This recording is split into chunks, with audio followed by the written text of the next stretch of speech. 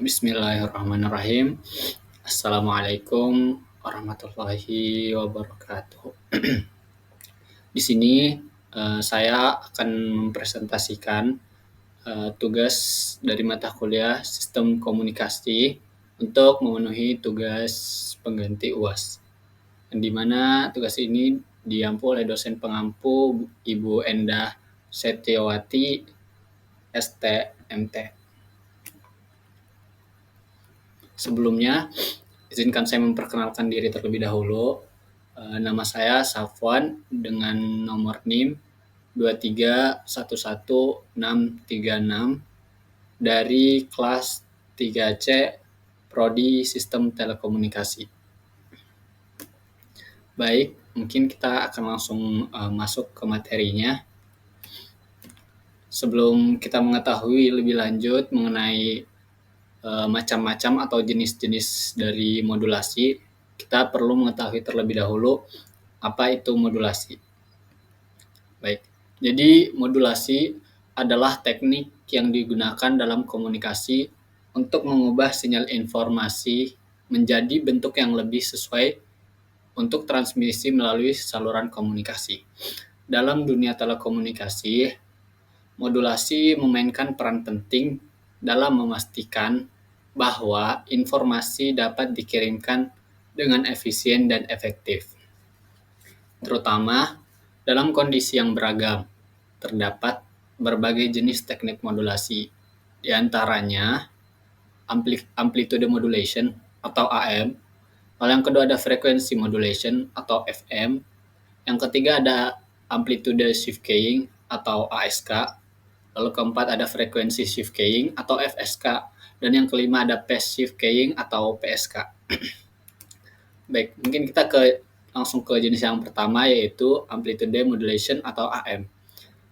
Yang dimana AM ini adalah salah satu teknik modulasi yang proses pemodulasian sinyal frekuensi rendah atau sinyal informasi pada frekuensi tinggi dengan mengubah amplitudo gelombang frekuensi tinggi, frekuensi pembawa, tanpa mengubah frekuensinya. Jadi, pada modulasi amplitudo ini, sinyal pembawanya berubah-ubah secara proporsional terhadap amplitudo sinyal pemodulasi.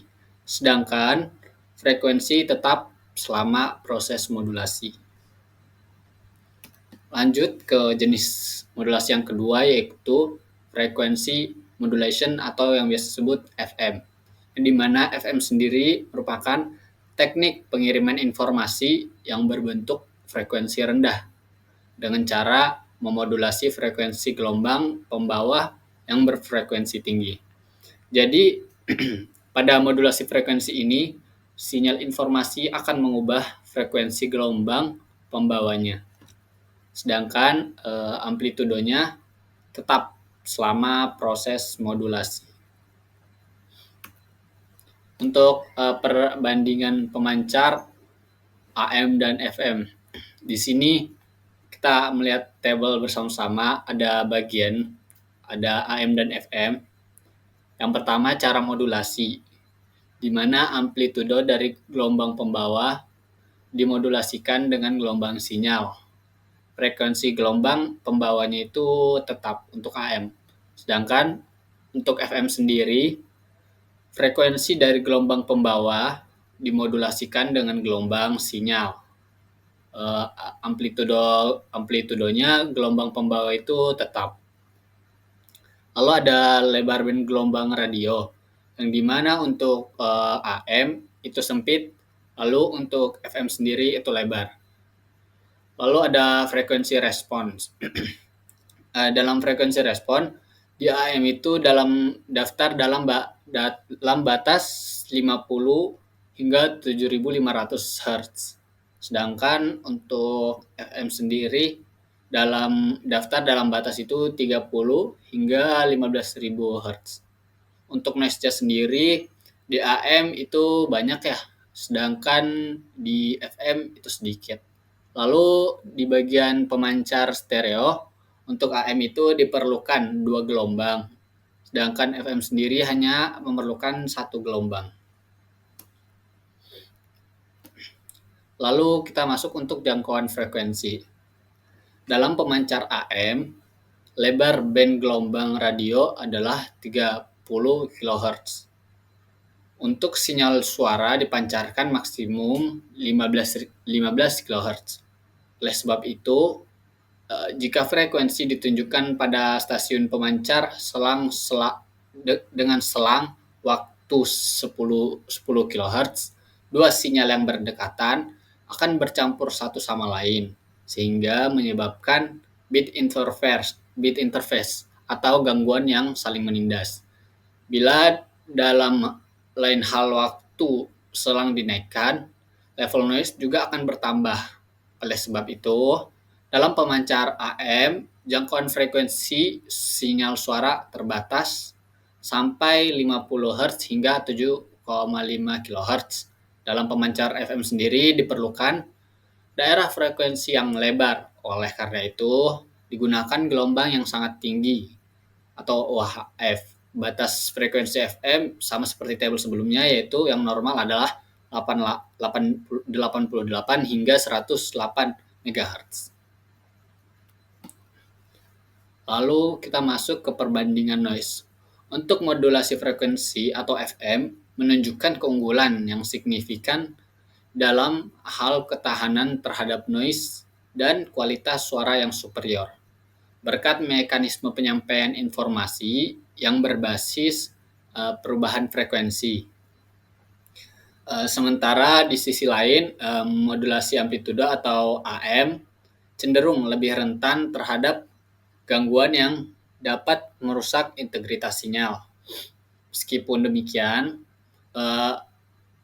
AM atau modulasi amplitude tetap memiliki kelebihan dalam hal jangkauan yang luas, memungkinkan transmisi sinyal ke area yang lebih besar dan juga menjangkau pendengar di lokasi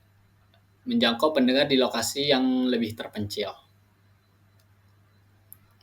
Oke, kita masuk ke jenis modulasi yang ketiga, yaitu amplitude shift keying atau ASK. Metode modulasi dengan mengubah amplitude. Dalam proses modulasi ini, kemunculan frekuensi gelombang pembawa tergantung pada ada atau tidak adanya sinyal informasi digital. Keuntungan yang diperoleh dari metode ini sendiri adalah bit per baud atau kecepatan digitalnya yang lebih besar.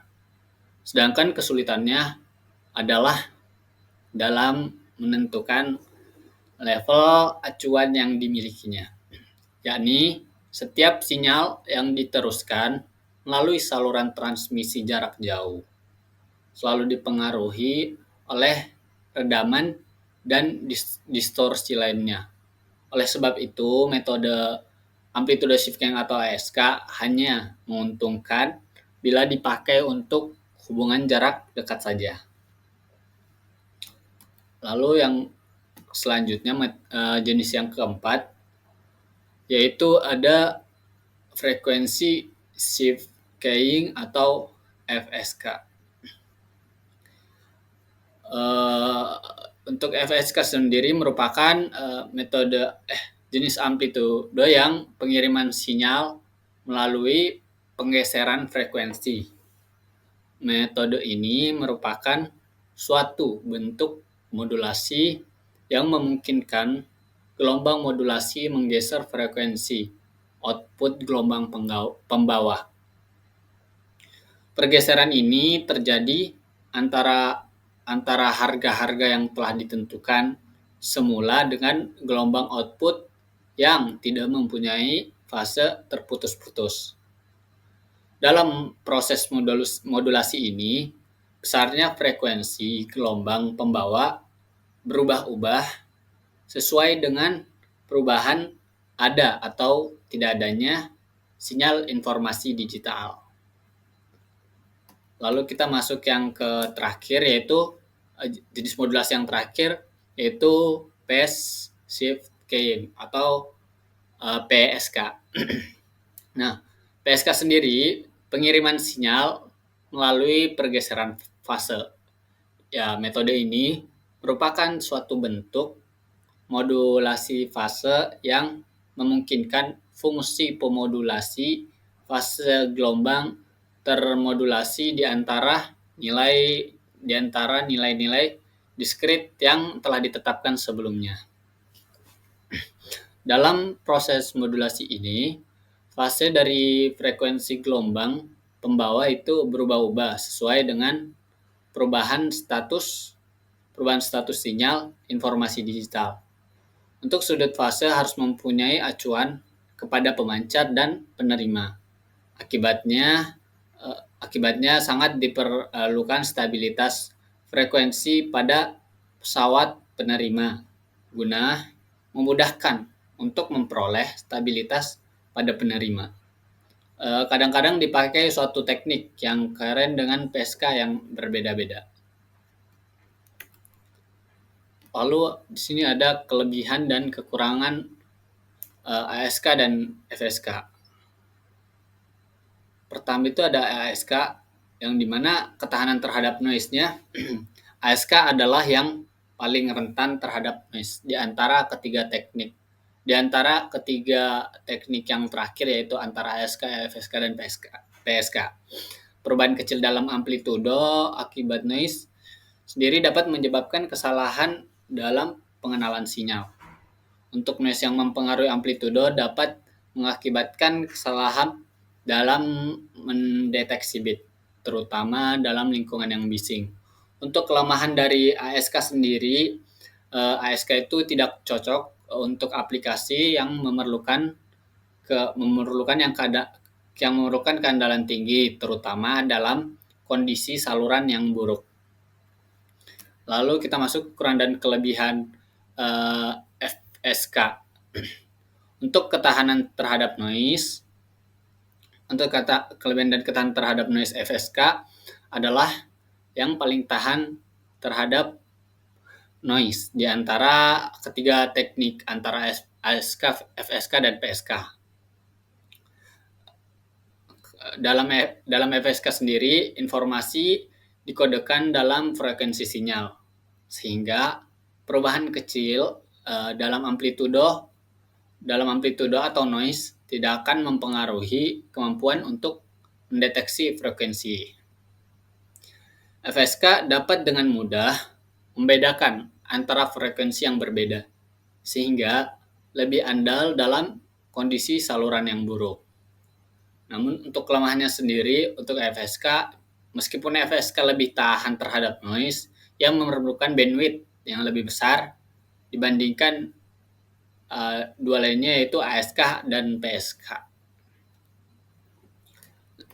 Oke, kita lanjut ke perbandingan noise yang terakhir atau PSK yang dimana untuk ketahanan terhadap noise-nya itu PSK lebih tahan ya terhadap noise dibandingkan ASK dan PSK.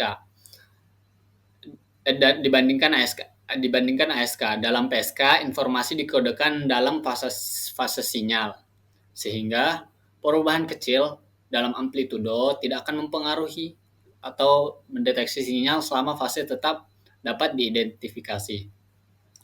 Meskipun PSK lebih tahan terhadap noise, ia masih dapat terpengaruh oleh gangguan, terutama jika sinyal mengalami distorsi fase.